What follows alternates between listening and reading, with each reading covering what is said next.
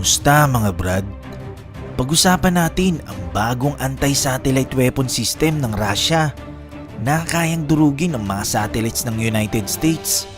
Kung bago ka lang sa aking channel, huwag kalimutang i-click ang subscribe button at notification bell para updated ka sa mga kwento at trivia na gaya nito.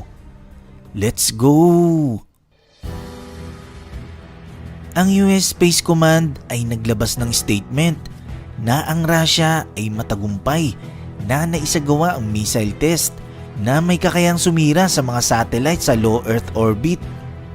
Si General John W. Raymond na commander ng US Space Command at Chief of Space Operations ng US Space Force ay pinaliwanag sa statement na ang isinagawang test missile ng Russia ay isang direct ascent anti-satellite na may kakayang pasabugin ng mga satellite sa ere. Ayon pa sa report, ang Russia ay mayroon ding tinatawag na noodle system para ma-launch ito. Pinapangambahan na ang anti-satellite weapon test ng Russia ay maaaring magtuloy-tuloy pa. Pero ang tanong, paano magiging malaking banta para sa US ang anti-satellite weapon na ito ng Russia? Ang satellite ay isa sa pinaka-importanting assets para sa isang bansa. Malaki ang role nito para sa civilian and military communications. Ang military satellites ay ginagamit para makapagkalap ng intelligence, nakakapag-monitor ito at nakakapag-provide ng early warning kapag may nilaunch na missiles ang mga kalabang bansa. Ang military satellites ay nagpo-provide din ng guidance sa mga missiles, aircrafts, warship at iba pa. So ibig sabihin, kung ang satellites ay mawasak, magiging malaking problema ito sa military ng isang bansa. Kaya ang anti-satellite weapon ay tinitignan ngayon bilang isa sa pinakamahalaga at pinakamapanganib na sandata sa buong mundo ngayon. Ang United States ay unang nagkaroon ng anti-satellite test noong 1959. Ang anti-satellite weapon ng US na ito ay mayroong range na aabot hanggang 1,770 kilometers ang layo. Sa ginawang test na ito, nagpadala ang US ng dami satellite na aatakihin. Ito yung Explorer 6 na mayroong altitude na 251 kilometers at naging matagumpay nga ang isinagawang test dito. Noong February 2008, nireport na ang United States Navy ay pinalipad ang RIM-161 Standard Missiles 3ABM bilang anti-satellite weapon para pasabugin ang sarili nilang satellite na hindi na gumagana. Ang Soviet Union naman matapos magsagawa ng 7 anti-satellite test mula 1963 hanggang 1971, dineklara nito noong 1973 na ang kanilang anti-satellite weapon system ay operational na. Ang weapon na ito ay dinisenyo talaga para pasabugin ang satellite. Noong November 18, 2015, ang Russia ay nagsagawa ng anti-satellite missile test na unang tinawag na PL-19 Noodle. Ang kaparehas na missile ay tinest uli noong May 2016. Noong January 2017, ang China naman ay matagumpay din na napasabog ang kanilang sariling weather satellite na FY-1C na hindi na nagpa-function.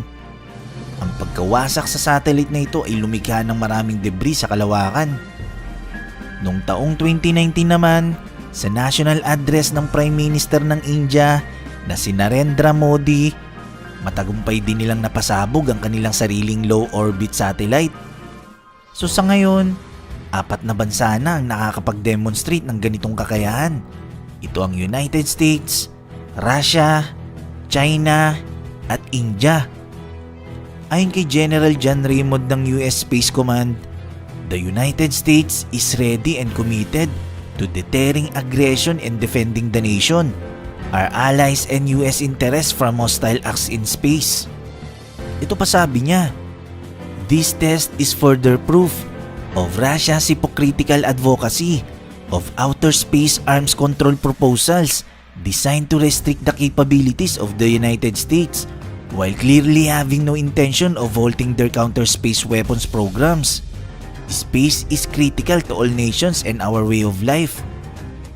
Ang demand sa space system ay nagpapatuloy lalo na ngayon nasa panahon tayo ng krisis na kung saan ang global logistics, transportations at communications ay mahalaga para malabanan ang pandemic na kinakaharap ng mundo. Payag pa ni General John Raymond, it is a shared interest and responsibility of all spacefaring nations to create safe, stable, and operational sustainable conditions for space activities, including commercial, civil, and national security activities. Ang US official ay nagpakita rin ng concern tungkol sa anti-satellite weapon ng Russia. Sa Time Magazine ay nireport na noong January 2020, ang dalawang Russian satellite na Cosmos 2542 at Cosmos 2543 ay unti-unting nag-change ng orbit malapit sa US imaging satellite na ino-operate ng National Reconnaissance Office. Ayon sa US Space Command, ng insidenteng ito ay pagpapakita ng klase ng behavior ng pagiging irresponsable ng Russia. Ang Russia ay nagbigay naman ng payag na ang naganap na insidente tungkol sa kanilang satellites ay resulta lang ng kanilang isinasagawang spacecraft experiment. Ang 235PL-19 noodle ng Russia ay hindi lang anti-satellite weapon system, kundi isa ring anti-ballistic missile. Dalawang kayang gawin ng weapon system na ito ng Russia. Una, may kakayahan nitong pasabugin at pabagsakin ng mga satellites ng kalabang bansa.